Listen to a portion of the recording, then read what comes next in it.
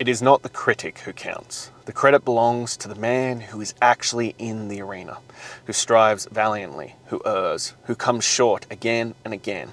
If he fails, at least fails while daring greatly, so that his place shall never be with those cold and timid souls who neither know victory nor defeat.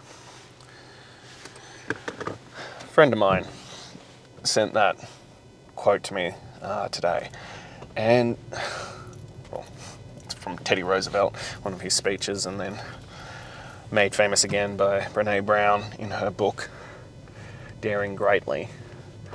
But how true is that statement? How often do we find that we get criticized by people who aren't even in the arena, who haven't stepped up, who haven't taken any risks, who don't even attempt to do something of great value, of great note, or even just to greatness in their own lives? Greatness daily is about, as it sounds, chasing greatness daily within your own life. To whatever extent, whatever level that might be for you, because that's going to vary greatly depending on where you're at. One of the guys I'm working with at the moment, it's just to be the greatest dad he can be. And I say, I take that back, just. That's a disrespect to him. What greater privilege, what greater honor is there in this life than to be the greatest dad you could be? That he wants to lead by example, that he is unhappy with being fat and overweight and out of shape. And his words, not mine, that he's disgusted with where he's at. And he doesn't want his kids to grow up to be the same way. And so he wants to be the best version of himself. He wants to be the greatest version he can be. And it's a struggle. It's a challenge. You know, he's got to work, he's got to provide, he's got to do all those kinds of things. And he's like, I struggle with the time. And at the beginning, he was like, how do you find the time with 2 kids? How do you make that work? And I was honest with him. And I literally said to him, and I was like, sometimes it's shit, man. Like, sometimes it fucking sucks. And there are days where I've completely fucked up my time scheduling. And I'm out walking at 10 o'clock at night. Because the work is the work. But it's about setting that standard. And it's about doing that. But the question arises, because I get criticized, even some of my clients, their friends and family, are like, what are you doing? And it's really easy to criticize people when you aren't in the arena. It's really easy to talk shit about people when you're on the motherfucking sidelines doing shit all. And that's the one I keep coming back to. And that's the one that this friend was reminding me of, you know, because I get comments on these videos and people talk shit, and that's always going to happen. It's just part of the internet these days. And it's the one that you have to keep reminding yourself. If you're going to put yourself out there, if you're going to put yourself into a position of just being different, even if it's not on the internet like this, if it's anywhere, people are going to talk shit about you, that people are going to rear up. And it's that one that you need to remember. And as I say this, half of this is to keep reminding myself, because it's, overall, I don't let people's opinions bother me. But, you know, it's still fucking human nature that if you get attacked, it bothers you a little bit. But nobody who's doing better than you, nobody who's in the arena even, doing the same as you, is going to be sitting on the sideline criticizing. They're not going to comment shit on videos. They're not going to talk behind your back or, you know, talk shit about you. Because people who are actually out there doing the fucking work, out there doing stuff, trying to be better, to push themselves to be the best version, aren't going to talk shit about anyone who's actually doing stuff, because they know what it's like. They know how difficult it is. They know what the challenges are. And they're going to be there supporting or just saying nothing. You know, we don't criticize anyone who's actually attempting to do stuff. People who are doing stuff don't criticize other people trying to do stuff, because you know what it's like. You know the difficulty of the process. You know how hard it is. So why would you talk shit about people who are putting themselves out there, who are in the arena trying? And I do find, especially with the style of program and the style of training that I promote and suggest, that people will criticize. Not just me, but my clients who undertake it as well. And often it's hard because it's the people they consider to be their closest, their friends, their family, that kind of thing. And it doesn't always come in the form of blatant criticism. It becomes in the form of like subtle jabs and sabotage of like, oh, you know, why do you need to do it? It doesn't matter. You're great the way you are. Oh, why do you have to be so full on? You could just, you know, rest a little bit. You could skip today's workout, have a cheat meal, have a day off. And it comes from people who aren't doing the work. Always, always. Things that are going to derail you, that are going to pull you off, that aren't elevating you and supporting you to the highest level, come from people who aren't in the arena. And as I said at the start, it is human nature to want people to like you. Like, it's just ingrained. Only like psychopaths don't care about what other people think of them. But you have to get desensitized to it. You have to realize that if those people aren't uplifting you, if they aren't supporting you, if they aren't trying to push you forward and encourage you to keep going, that there is probably something underneath it. And that doesn't always mean it's cynical or devious. It might be they don't even realize what they're doing. They might not even be aware of what they're saying to you and how that's coming across. But it's because you're holding up a mirror to them. You're showing and highlighting what they're not doing. So often, a lot of the negative comments and things are about people being triggered by being called out. And as I said, it might not even be directly calling out me or you or my clients. It might just be that their actions and their commitment calls out them because it highlights that they're not doing the work.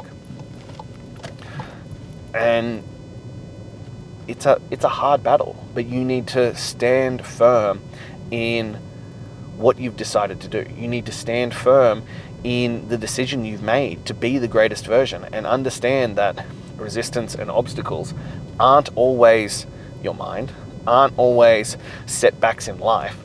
Sometimes the resistance and obstacles is literally just the people in your life. Friends, family, associates, all that kind of stuff. That you need to a little bit get tunnel vision, a little bit of blinders, a little bit of, yeah, okay, heard you, cool, but this is what I'm doing. And it comes back to that concept of once you make a decision, you've cut off all other options. And unless those people are living a life that you want to live, less those people are in a life above you, less those people are doing something that you want to do and you aspire to be, or a part of the program that you're doing, there's a good chance I wouldn't fucking listen to them. There's a good chance I would just ignore their thoughts and opinions. Because it comes back to that. If you wouldn't trade places with that person, how valuable is their opinion?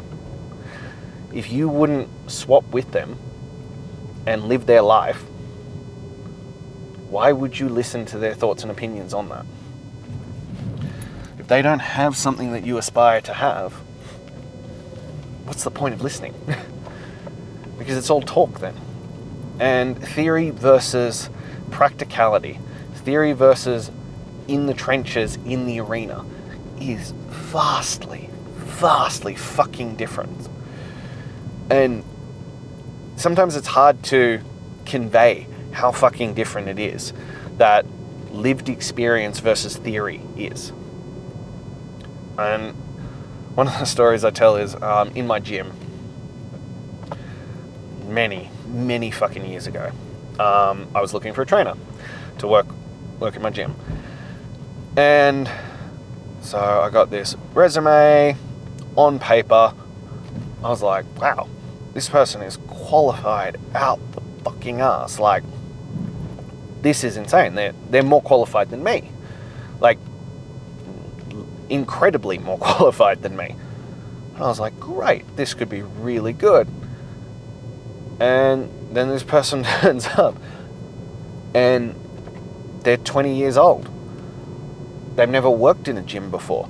They've never had any life experience. And as we get to talking, they've been fit their entire life. They love working out. So they have no experience with losing weight. They have no experience with being out of shape. They have no experience with overcoming those obstacles. They've just, they were genetically gifted and then was an athlete and then was like, you know what, I like working out. I'll teach people to do it. And then they left high school and spent their entire time since high school getting qualified. And I was like, okay, well, let's see what it's like in practicality. So I put them with one of my clients and they're like, all right, so what we're going to do is we are going to use a supinated hand position. We're going to retract the scapulars, engage the latimus dorsi, and, I'm like, the fuck are you doing? And they're like, I'm instructing them how to do it. I was like, tell them to pull the bar to their chest. And they were like, what? I was like, they don't give a shit about the technical terminology. If they ask, great, explain it to them. But on the general rule, the majority of people don't fucking care about the mechanism. They don't care about the process. What they care about is the result. They care about how to do it. So make it as simple as humanly possible. Tell them to pull the bar to their chest. And they couldn't wrap their head around this concept. They're like, no, I'm doing that. And I'm like, no, like, it needs to be really, really fucking simple. You need to make it into the easiest possible way to understand what you're trying to convey to them. It's really easy to overcomplicate things, but skill and the ability of coaching is to make it as simple as possible. It doesn't necessarily make it easy, like in execution, but the understanding of what needs to be done needs to be really simple. And they couldn't wrap their head around this. And, this is the gap between people who are in the arena and have world experience and who have done this versus people who are theory. And I think it's such a massive thing. And I think that's also part of the gap in a lot of training, in fitness, in exercise, is that so much of what is taught and touted is like, this is what worked for me. And, I will wholeheartedly own that I have been there.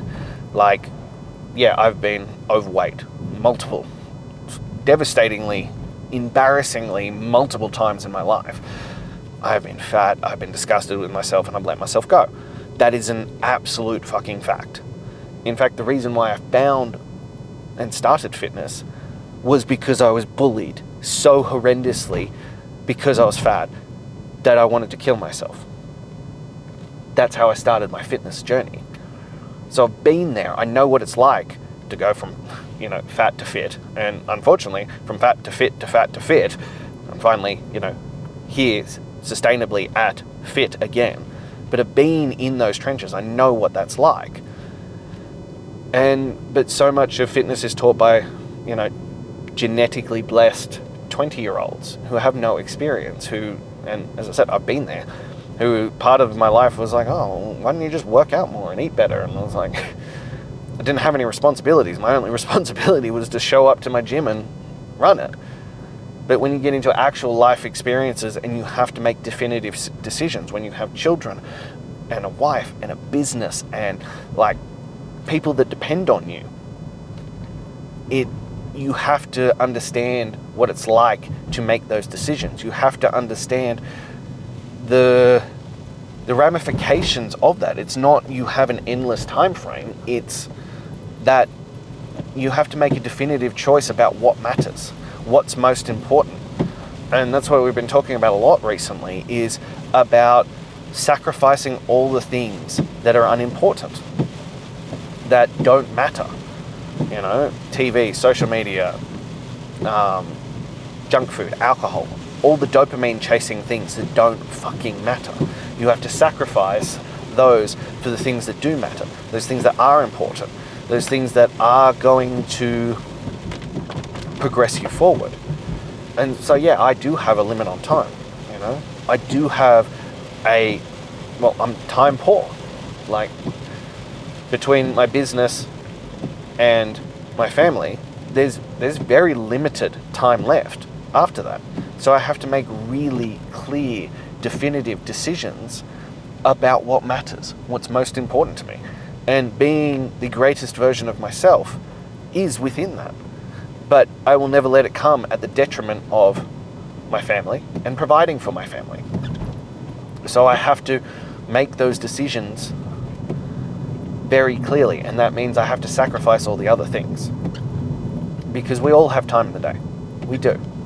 As I've said before, unless you're working like 14 hours, 16 hours a day, you have the ability to, maybe not full on greatness daily level, but you have the ability to make choices towards being the best version of yourself. You can make decisions towards doing that if you're willing to do what is required. And that's always the gap. Are you willing to do what is required? Are you willing to give up those vices and those addictions that don't serve you? And again, it comes back to that statement that you will be criticized by those who don't understand, by those who aren't in the arena. You will be criticized by those on the sidelines who don't understand. And that's okay. And that's fine. Because that's just part of the game. And you have to put those blinders on and recognize that as long as you know what you're doing and you're committed to it and you're resolved in the work that you're doing, those sitting cold on the sideline don't mean shit. Let them judge. Let them criticize as you progress forward. Because only those who are doing something, who are actually out there doing something, will be criticized. I used to have a shirt ages ago and I always loved it. And it's true. It's like, if you ain't being hated on, you ain't doing shit. Because, well, if you're going to be out there and you put your opinion out there, or you just put yourself out there as being different, as I said at the start, just being fucking different, someone somewhere will criticize you because you're different. Your opinions differentiate from theirs. And for whatever reason, we are now in that world where we will just criticize people for that. Instead of being uplifting and supporting, or just saying nothing if we don't agree, we feel like it is our role and our duty to criticize people who are different from us, who have made different choices. And that's fine. Just don't listen to those people.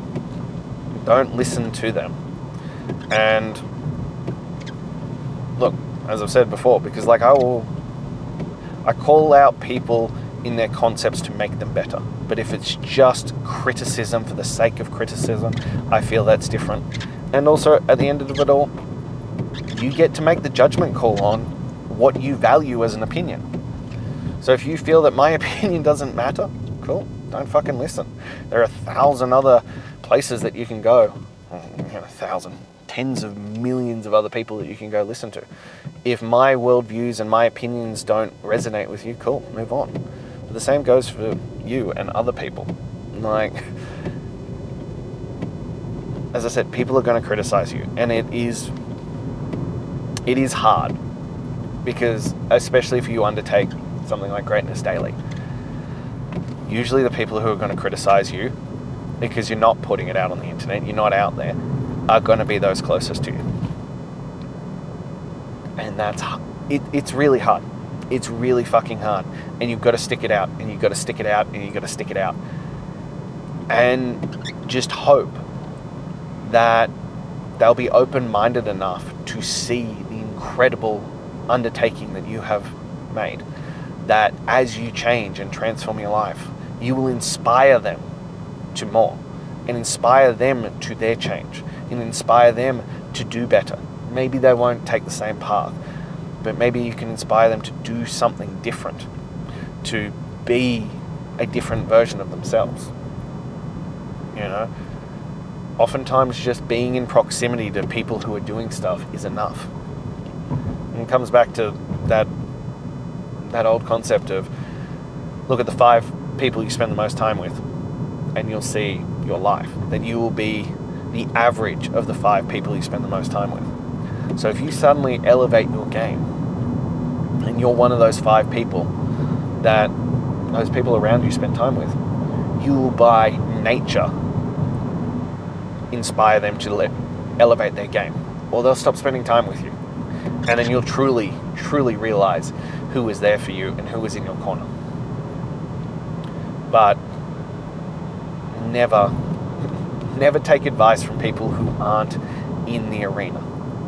Never take advice from people who aren't living the life that you want to live, who at least don't have something in their life that they're giving you advice on that you want in your life.